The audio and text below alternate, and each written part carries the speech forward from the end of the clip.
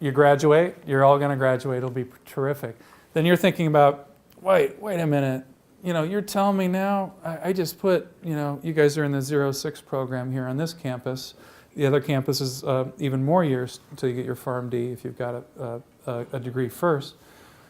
You're telling me, now you want me to do more training or do, like I said, if you can be very smart about, if you want industry, if you can be very smart about what you do between now and graduation, you have a chance perhaps of getting an entry-level position. But I talked about the gap there of where you are when you graduate versus what companies are really looking for.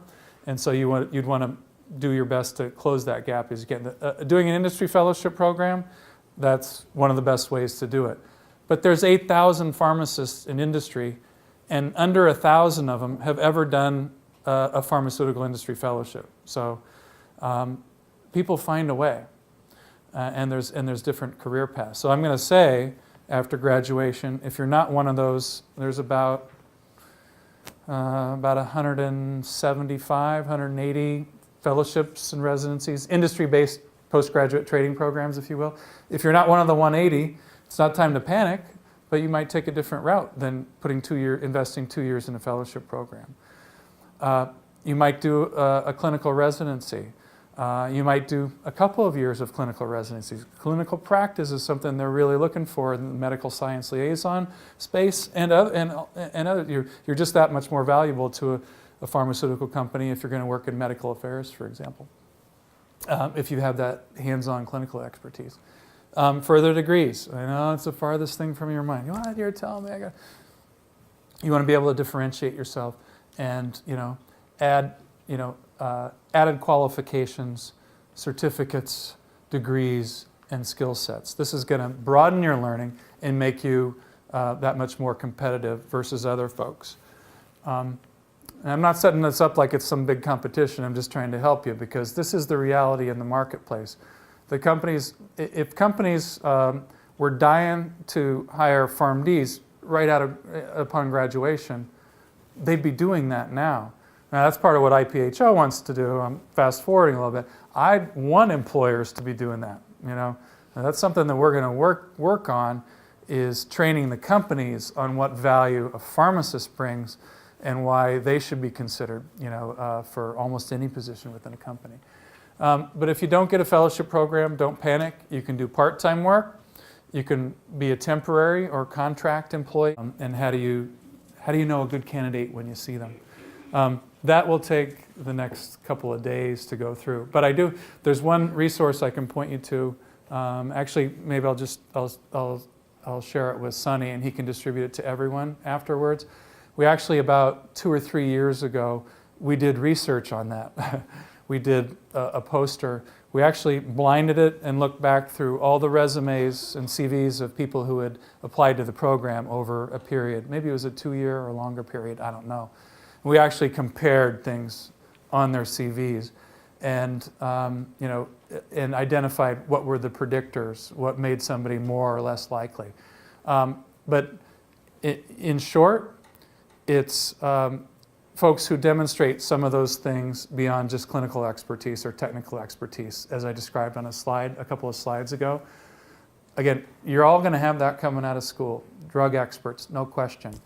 But how many things, in what ways have you demonstrated that you have leadership skills and some of these softer skills? What committee did you volunteer for? What did they achieve? Did you do a rotation? Did you do an internship or one of these a part-time stint?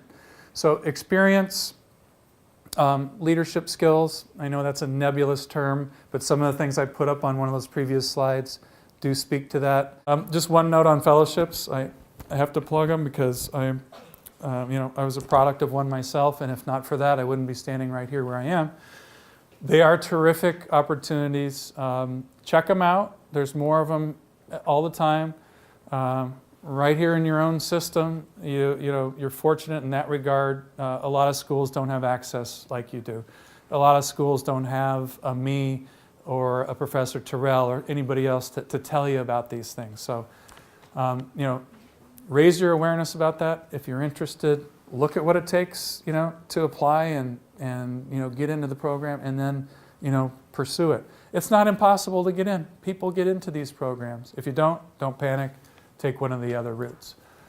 So those are the three that I listed there that I think are probably the most popular or offer the most positions today. The organization's 5 months old. I'm trying to bring everybody together.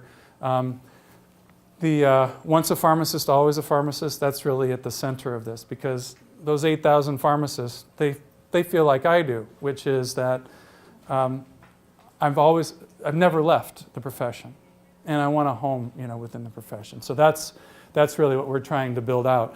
And so we've identified what I think are, a set of benefits and services that benefit that audience, and that's really what we're trying to do with the organization. So we're going to build awareness about what it takes, and trying to help all pharmacists. I got the question here before it started. What's the one thing you're trying to do? We're trying to help pharmacists advance in their careers within the pharmaceutical industry. Identify opportunities for you out there through your current network or by broadening it, okay? And this organization is also going to be in a position to help you do that. Take one of the leadership roles. I talked before about, what criteria do people look for these industry fellowships. They like people who have demonstrated their leadership skills by managing peers and committees and being on the student advisor to the curriculum committee and so on. So engage in these extracurricular activities, one of which might be this student IPHO organization. Right now, if you're interested in our organization, I would go to this page. And I think I've included the link to it there. We have a forum for student pharmacists. We'd love for conversations to get going there. And, we're building out a coaching service, so people are going to have questions about career and career advice, and we're going to be offering that. Scholarly activity. We are a professional organization in that way, like an APHA or any of the ASHP or any of the others. So I'm very interested in scholarly activity and partnering with faculty, students in academia, and fellows to produce scholarly material. Thanks everybody for their time. I'll be around for a while if anybody has questions. Thank you so much.